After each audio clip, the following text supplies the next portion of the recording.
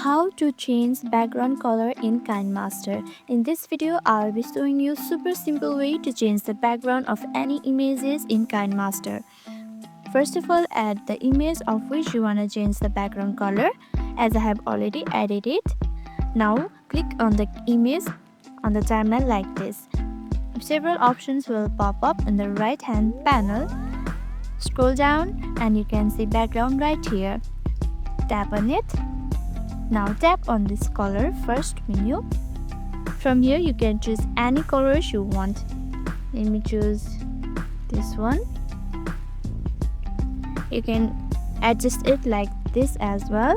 Once you have adjusted it, click on this icon right here, and that's it, the color is added. You can also change to blur by clicking on this blur right here and adjust it like this. As you can see, your background has changed into blur.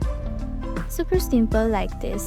You can change it into any color from here, and you can change into blur from here. I hope this video helped you out. If it did, don't forget to like, subscribe and hit the notification bell for more videos like this. Thank you for watching.